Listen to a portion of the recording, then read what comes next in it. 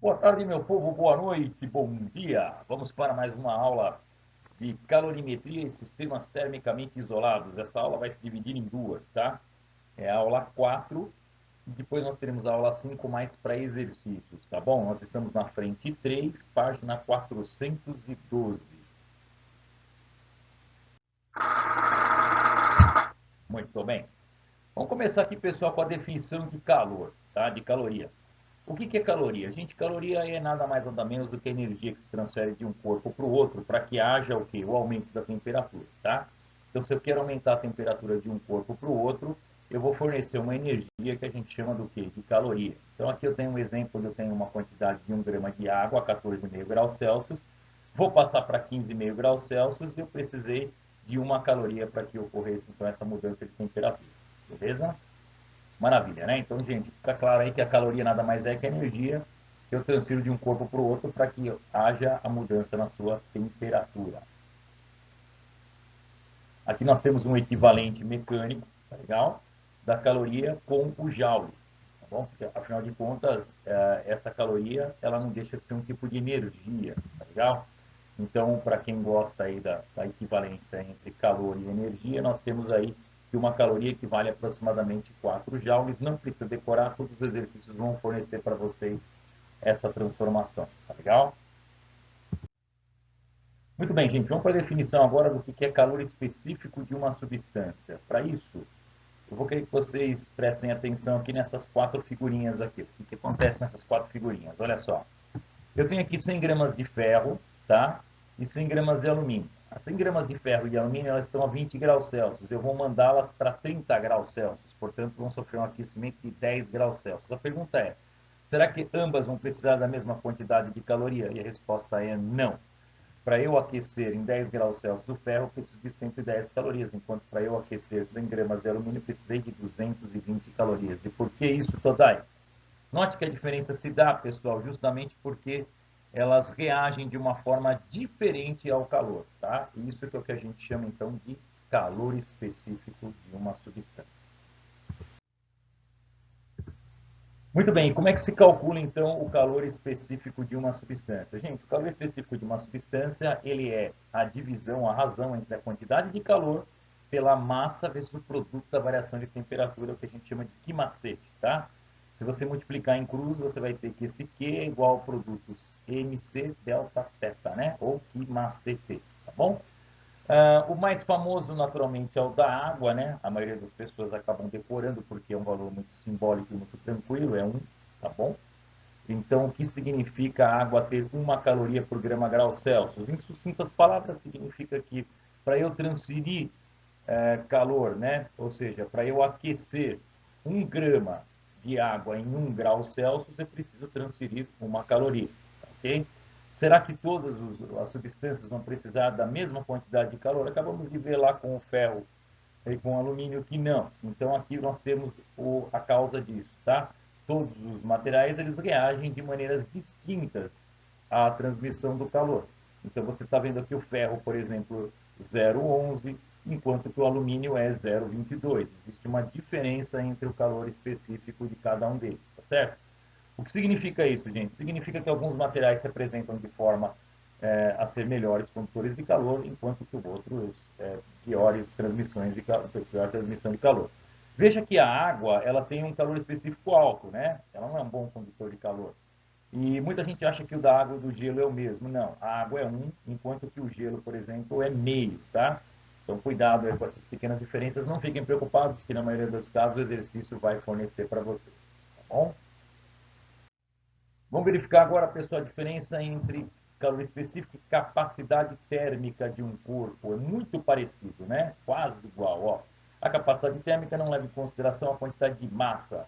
Ela é uma capacidade térmica, é uma característica implícita do tipo de material, tá? É a capacidade que o material tem de reter ou de transmitir o calor. Ela não leva em consideração, então, aqui a quantidade de calor, tá? Então, uma coisa que eu quero que você fique bem atento é o seguinte: quanto maior é a capacidade térmica de um corpo, maior será a quantidade necessária de calor para aquecê-lo ou não, né? Então, é meio lógico isso, né? Outra coisa que a gente precisa ter em mente, pessoal, Toda vez que eu tiver aqui calor recebido, tá bom? A gente vai colocar mais. E quando tiver menos, significa que o corpo cedeu o calor. Então, quando eu tiver lá menos tantas calorias, é porque ele cedeu, tá? É uma padronização que a gente usa na física. E quando ele tem mais uma quantidade de calor, né, é porque ele o quê? Recebeu, tá bom? Então, mais recebeu, menos cedeu. Dá cuidado, então, com a capacidade térmica, que ela pode ser calculada, então, entre Q e delta θ, mais para exercícios de gráficos, tá bom? E lá em mistura a gente usa mais esse produto MCzinho aqui, né? O calor específico vezes a massa, tá bom? Então, cuidado com a fórmula da capacidade térmica. Outra diferença que tem que tomar cuidado é que a capacidade térmica é Czão, enquanto o calor específico é Czinho. Aqui apenas três tipos de materiais distintos para você verificar aí a capacidade térmica. Às vezes pode variar de um corpo apenas pela sua capacidade, então, de receber ou transmitir o calor, tá bom? Efeitos do calor, gente, vamos lá. Aqui que é uma parte, vamos dizer assim, principal da nossa aula, né? Vamos dizer que os dois protagonistas da nossa aula estão aqui, né? E quem são eles? Nós temos aqui a troca de calor sensível e a troca de calor latente, né? Então, qual a diferença dos dois? A troca de calor sensível, também chamada de Key-Macete, é a fórmula que você vai usar toda vez que você tiver a necessidade de fazer um cálculo de troca de calor, quando tem o delta θ ou delta T, tá? Eu prefiro delta θ, mas os exercícios aí da apostila vão usar delta T, né? Delta Tzão, cuidado. Eu prefiro delta θ para não confundir com tempo, tá bom? Como a gente já comentou até em sala de aula. Gente, variação de temperatura. Ocorrendo variação de temperatura é porque naturalmente houve o quê? Uma troca de calor, tá bom? E como é que eu calculo essa troca de calor, Todai? Bom, gente, toda vez que houver variação de temperatura e você precisar calcular a troca de calor, é que macete que você vai utilizar sem sombra de dúvida, tá bom? Tá, mas eu também fiquei sabendo que há uma troca de calor onde não tem variação de temperatura. É a troca de calor na mudança de estado físico, também chamado de MEF, né? Sim, sim. Por exemplo, vamos lá. Eu cheguei com a água a 100 graus Celsius, tá? Maravilha. Só que a água ainda está líquida e ela vai começar a receber calor para passar para o estado de vapor. Só que ela não muda de temperatura, ela continua a 100 graus Celsius, mas ela vai recebendo calor para mudar, para desagregar, para as moléculas, né, da água começarem a quebrar e começar a ir para o estado de vapor. Sim, essa quantidade de calor também a gente mede, só que a gente não vai mais medir pelo Key-Macete, nós vamos medir pelo que a gente chama de Q-Mole. Porque aqui vai entrar agora um fator importante, pessoal, que é o L, é o calor latente da troca de estado físico. Então, para cada mudança de estado físico, nós vamos ter um calor latente, tá bom? Daqui a pouco nós vamos ver quais são os principais. Exercícios de vestibular gostam muito, o Enem também curte muito, pessoal, a potência, tá bom? A gente, potência térmica aqui, a gente vai colocar POT aqui de potência térmica, fazer essa abreviatura para não confundir muito aí, tá bom? Mas pode vir só com a letra P, não tem nenhum problema, né, gente? Toda o que é potência, por exemplo, do meu secador. Gente, se você tem um secador de 10.000 watts, a outra tem um secador de 1.000 watts, é claro que o secador de 10.000 watts, o que, que ele faz? Ele transfere mais calor em menos tempo, né? Tá certo? Então, claro, potência é a energia que é transferida em relação à quantidade de tempo. Então, a energia no tempo se dá a potência, tá legal, gente? Então, definição genérica de potência nada mais é do que a energia que é transferida de um corpo para o outro, né, pessoal, em relação ao tempo. Mais potente é quanto mais energia em menor tempo ele se transfere. Mas energia para nós aqui na calorimetria é o que, que ela é? A quantidade de calor. Então a energia a gente vai escrever aqui na forma do quê? De calor, tá legal? Então potência para nós vai ser o calor dividido pelo quê? Pelo ΔT, tá? Então potência térmica para nós aqui vai ser calorias por segundo, calorias por minuto, né? E na unidade do sistema internacional é o joules por segundo, também conhecido como watts, tá legal? Então é isso, né, pessoal? Potência é a rapidez com que uma determinada quantidade de energia é transferida de um corpo para o outro. Aqui no nosso caso, a potência térmica, então, ela trata-se justamente da transferência de energia térmica, então é caloria por segundo ou joules por segundo na unidade do sistema internacional, ok? princípios que a gente tem aí da troca de calor, né, gente? Então, olha aqui, uma coisa muito simples. Eu tenho dois corpos que cedem calor, por exemplo, ó. Um cedeu de 50, outro cedeu 100, o outro recebeu quanto? 150. Lembra que eu falei para vocês, né, pessoal? Calor recebido positivo, calor cedido o quê? Negativo. Tá, o que, que a gente vai ter? Nós vamos ter que o seguinte, se o sistema for termicamente isolado, pessoal, tá?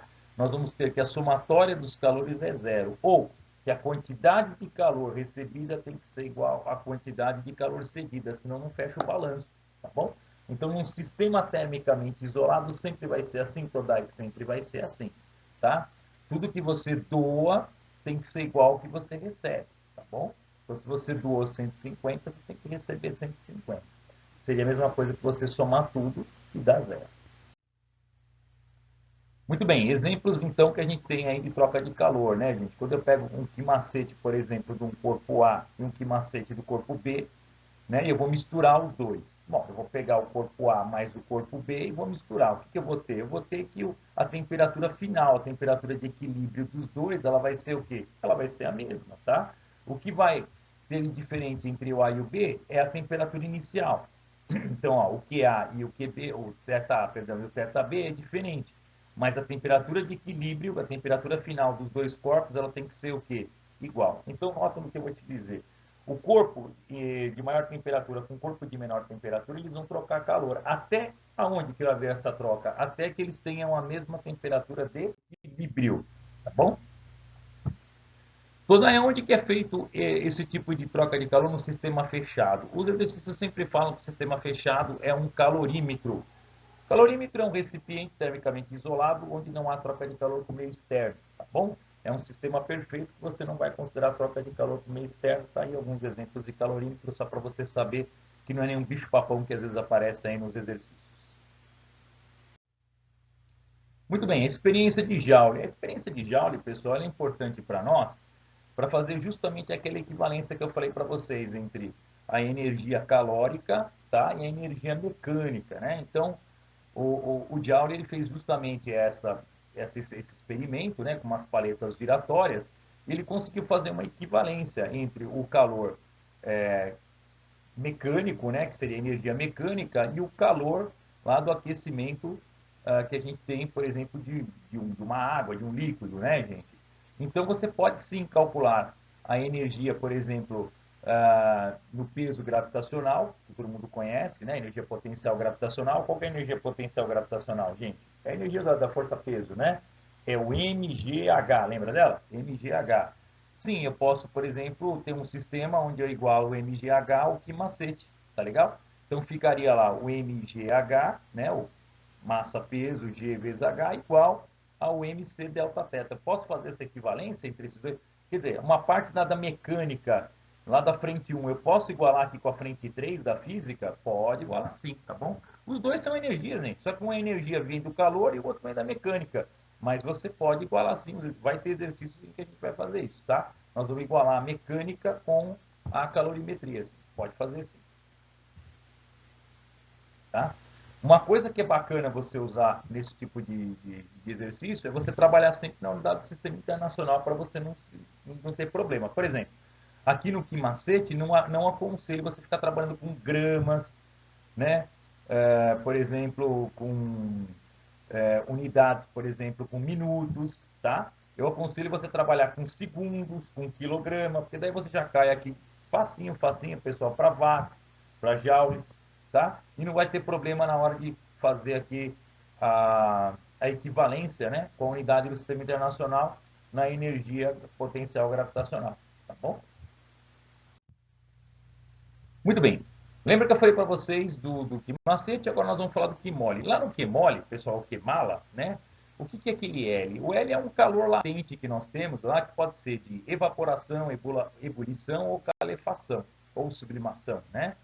O que acontece então aqui, pessoal? Então nós temos aqui as várias trocas de estado físico. Por exemplo, aqui, né? Quando nós temos o gelo aqui, ó, virando água, nós vamos ter a fusão, né? Mas eu tenho a água também virando gelo, solidificação, né? Mas eu tenho, por exemplo, a água que se evapora, vaporização, ou pode ser a água, o vapor que se condensa, né, pessoal, liquefação. E pode ter a mudança direto do gelo para o vapor, que é a tal da sublimação ou calefação aqui, tá? Então, turma, tranquilo, eu acho que você já deve ter lembrado disso daqui lá do fundamental, né? É para você ter os diversos valores de L, de calor latente, tá bom? Então, cuidado com esses valores aqui, né? Se a pressão for constante, né, durante a mudança de estado físico, a temperatura também deve permanecer constante. Claro que se você mexer, entrar com um diagrama trifásico de pressão aqui, aí lascou, pessoal. Tudo vai muito bem. Vamos ver agora um caso típico, gente, de curva de aquecimento, né? Então, na curva de aquecimento, nós vamos começar aqui com um sólido, tá? E esse sólido aqui, a gente vai enquadrar aqui uma transferência que ele vai receber calor, e nós vamos ter um processo de fusão, onde ele vai virar líquido. Por exemplo, pode ser o gelo, tá? Então, nós teríamos ali um gelo, né, que ele está no estado sólido, e nós vamos dar calor para ele, pessoal, e ele vai se fundir virando o quê? Virando líquido, tá? Então, nós vamos ter um processo aqui, onde ele vai receber calor, o gelo, tá certo? Vai virar líquido, então nós vamos ter um quimacete, ó. A curva do quimacete aqui é uma curva de variação de temperatura pela quantidade de calor, né? Ele recebe uma quantidade de calor e varia a sua temperatura, tá? Agora, para que ele se funda totalmente, né? Para que haja a fusão, aí, o derretimento, eu vou precisar de uma mudança de estado físico. Então, eu tenho aqui o Q-mole, né? Reparem no gráfico que interessante o Q-mole, gente. Olha, ele recebe calor, mas o que acontece com a temperatura? Nada, a temperatura ela continua a mesma, tá bom? Aí depois eu começo um aquecimento novamente, né, pessoal? Eu vou ter um outro quimacete para mandá-lo lá para o quê? Para o ponto de ebulição, tá bom? Então, eu vou mandá-lo lá para o ponto de ebulição. Então, a aguinha aqui, por exemplo, de 0 graus agora, eu vou mandar ela até 100 graus Celsius. Eu vou ter um aquecimento dela, né? Então, mais um quimacete, porque vai ter variação de temperatura, tá certo? Olha a curva aqui variando a temperatura. Só que para ela passar novamente para o vapor, já havia comentado com vocês, né?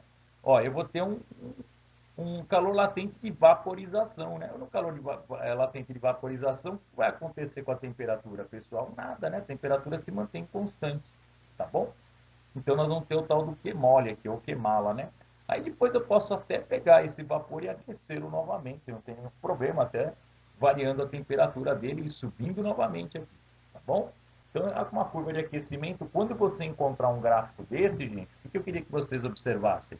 Que num gráfico desse de variação de temperatura em função da quantidade de calor, todas essas retas crescentes aqui, essas funções crescentes, elas representam os quimacetes, tá bom? Ó, é onde há variação de temperatura. E essas retas azuis aqui em azul, paralela ao eixo da quantidade de calor, onde se manteve a temperatura constante, representa o Q mole, tá? Que seria a troca de calor latente. Porque apesar de variar a quantidade aqui de calor, o que aconteceu com a temperatura? Nada, né? A temperatura se manteve constante, tá bom? Muito bem, então aqui nós temos aqui, lá foi em gráfico, aqui um esquemazinho para você observar, né, pessoal, do recipiente. É um menos gelo a menos 20 graus, olha que bacana, pessoal.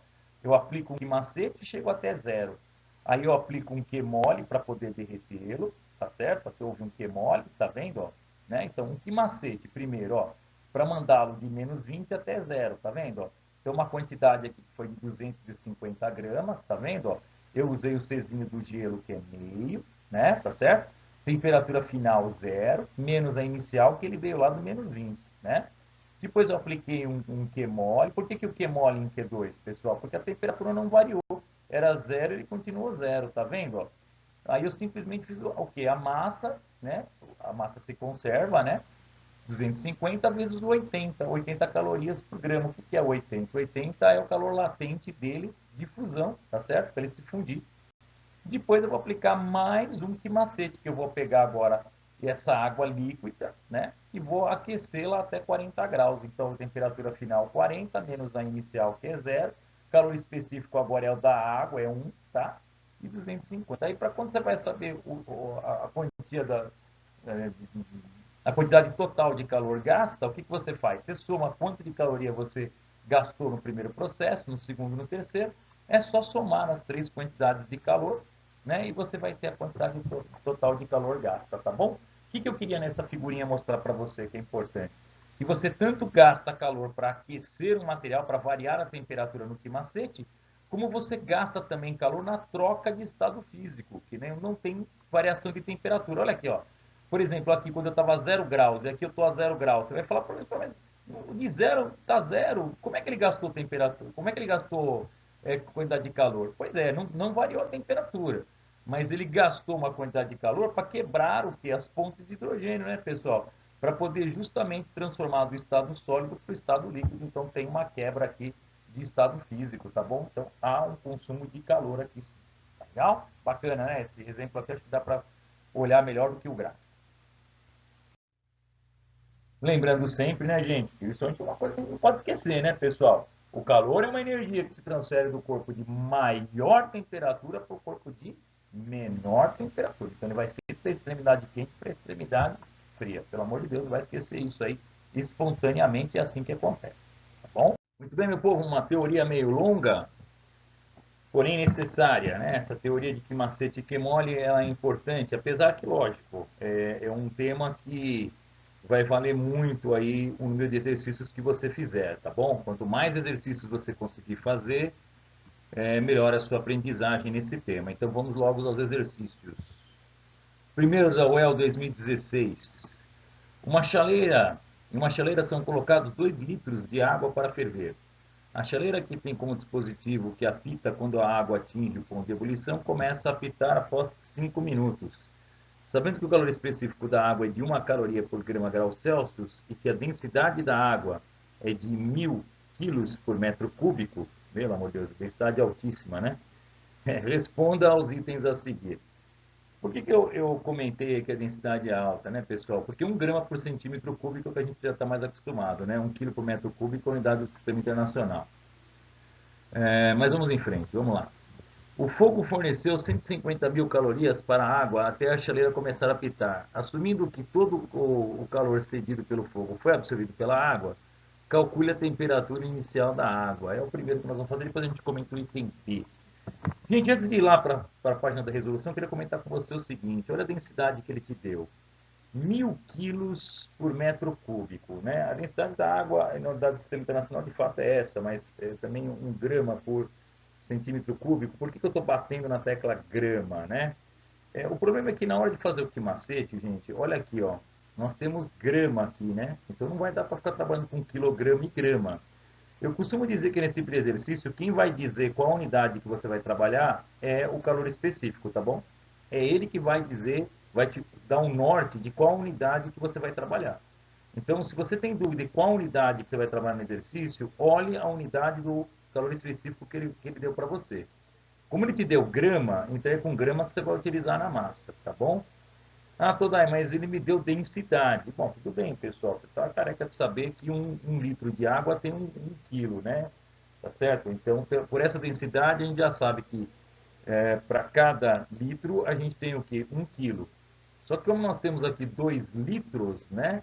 Não dá para trabalhar em litro, tá bom, gente? Litro não é unidade de ninguém aqui. Como nós temos em grama, então, o que nós vamos fazer? Nós vamos passar para massa, né? Porque no que macete é massa. Seriam, então, o quê? 2 quilos de água, né? Só que quilo e grama não vão casar, ó, tá vendo? É isso que eu estou falando para você, ó. Quilo e grama não vai casar. Então, a primeira transformação necessária seria você passar, então, esse quilo para grama, tá? Então, falar em 2 litros de água é falar em 2 quilos de água ou falar em 2.000 gramas de água. Essa é a primeira transformação, então, que você vai ter que fazer, tá?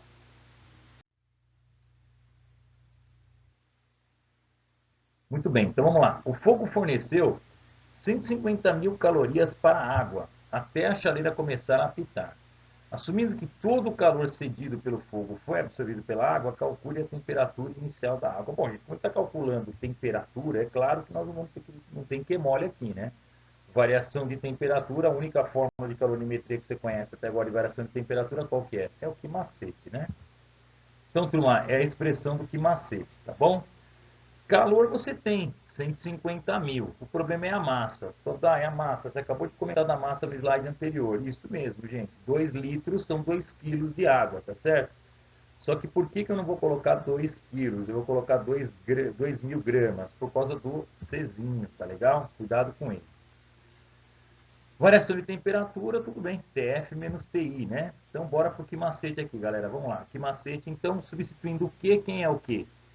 150 mil. Quem é o M? 2.000 gramas, tá? Então, 2.000 gramas aí. Por que grama? Presta atenção por que grama, porque grama e grama aqui, ó, eles têm que estar iguais, não pode estar em quilo, tá bom? Tem que estar casando aqui o grama com grama, tá bom? Muito bem. E o Czinho? O Czinho ele deu 1 caloria por grama grau Celsius, tá certo? Muito bem. E a variação de temperatura? Bom, ele fala que ela vai apitar no ponto de ebulição. Então, se ele não fala nada de condições normais de temperatura e pressão, a água vai ferver a 100 graus Celsius. Então, temperatura final, 100, né? Temperatura inicial, que ele quer saber, é a única incógnita, tá? Então, vamos isolar aqui, pessoal. Isolando, então, a temperatura inicial, a gente tem, então, aí uma temperatura de 25, tá bom? Não é uma conta tão difícil de fazer, que você vai conseguir fazer numa boa, né?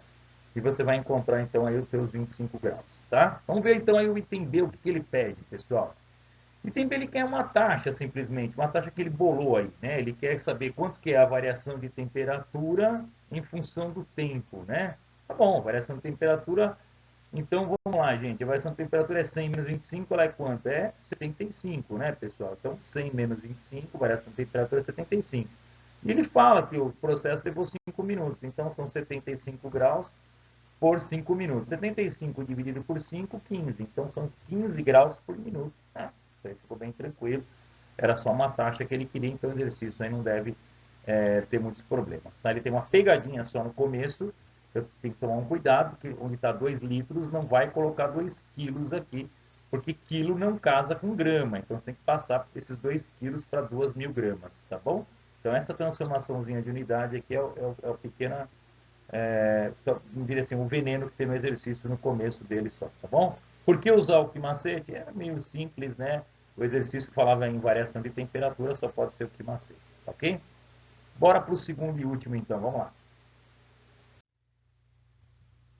Segundo exercício típico, né, pessoal? Um gráfico, olha lá. O corpo ele tem 500 gramas aquecido por uma fonte térmica cuja potência é constante de 100 calorias por minuto, tá? Absorve integralmente, como se fosse um sistema fechado, né? Toda a energia fornecida por essa fonte. Observe que o gráfico, nós temos a variação de temperatura em função do tempo, né? Muito bem. Calcule o valor do calor específico da substância da qual o corpo é composto, bem como sua capacidade térmica. Bom, é claro, né, pessoal, que não dá para calcular só pelo quimacete, eu vou ter duas incógnitas, né? Ele me deu a massa de 500 gramas e a potência de 100 calorias por minuto. Se eu usar as duas fórmulas juntas, olha aqui, a dica aqui é o seguinte, pessoal. Usa a fórmula do quimacete e usa a fórmula da potência e iguala as duas. Tá? Por quê? Porque ele te deu a dica, ele te deu a potência, ele não ia dar essa potência de graça, tá bom? Então vamos lá. A fórmula do quimacete, Q igual a mc delta θ, ou delta T, tá? Potência, quantidade de calor, rapidez com que se faz a transmissão de calor, lembra, gente? Né? Então é a fórmula da potência, é a quantidade de calor pelo tempo. Né? Multiplicando em cruz, nós vamos ter o quê? Que calor é igual a potência vezes tempo, né? Tá bom? Muito bem. Então, reparem que as duas fórmulas aqui, elas são do calor, né? Então, você vai eliminar uma coisa que você não precisa saber, que é o calor. Você vai igualar agora o mc delta T, delta θ, que é o delta Tzão aqui de temperatura, com o P delta Tzinho, que é de temperatura, tá bom? Exercício típico que vai mostrar por que eu não gosto de usar o delta Tzão, que eu prefiro o delta θ, tá? Porque olha só quando eu isolar o Czinho, o que vai acontecer. Quando você isola o Czinho, você passa o M e o delta θ para baixo aqui, né? Vai ficar delta T sobre delta T. O que o aluno faz? Ele corta esses dois aqui, pelo amor de Deus, né, pessoal? Não pode. Por que não pode cortar? Porque, na verdade, o de cima aqui, ó, ele é delta θ e esse aqui é delta T. Então, cuidado, hein? O que foi lá para baixo aqui, ó, é o delta θ, tá? Isso aqui é temperatura. Cuidado. Isso aqui é tempo, tá bom? Muito bem. Então, vamos lá, gente. A potência ele deu? Deu. Calorias por minuto aqui, 100 calorias por minuto. O tempo, o gráfico está em minuto? Tá, então tudo bem. Então pode continuar usando em minuto aqui também, porque minuto vai cortar com minuto, tá bom? O tempo que ele deu é de 30 no gráfico, né? Ó, ele demorou 30 minutos, então tudo bem. Então você pode colocar o 30 aqui numa boa. Massa, 500 gramas, né? E depois vem quem aqui, pessoal? Vem o delta T, né? Agora aqui é o valor de delta θ, na verdade, é o valor da variação de temperatura. A temperatura ela variou de 10 até 50 graus, então é final menos inicial, 50 menos 10, né? Fazendo essa continha aqui, né? Nós vamos ter o que aqui, pessoal? 300, e aqui nós vamos ter 40 dividido, 40, 4 vezes 5, 20, né? 200, então vai dar 0,15, né? Tá? Vou fazer de cabeça que foi rápido, né? Então 0,15 calorias por grama grau Celsius, né? Não é uma questão aqui também tão complicada. Bom, agora ele quer ainda que você calcule a capacidade térmica do corpo. Capacidade térmica tem várias maneiras de calcular. Uma delas é o produto massa vezes calor específico. Então, é só pegar a massa de 500 vezes o Czinho que você acabou de encontrar, que é o 0,15, né? E você acha, então, aí a capacidade térmica de 75 calorias por grau Celsius, tá bom? Turma, queria só deixar aqui para vocês um detalhe que o mais importante da aula 4 foi a teoria. Nós fizemos 2 exercícios aí bem rápidos, né? Mas essa aula 4 ela fica enfática mais na teoria, tá bom? A aula 5 sim, a gente vai dar um pouco mais aí de tempo, né? Um pouco mais, a estratégia vai ser em cima mais enfoque, né? Um pouco mais de enfoque nos exercícios, tá ok? Mas continuamos com o mesmo tema na aula 5, porém um enfoque maior para os exercícios, tá bom? Bons estudos aí, até a próxima aula.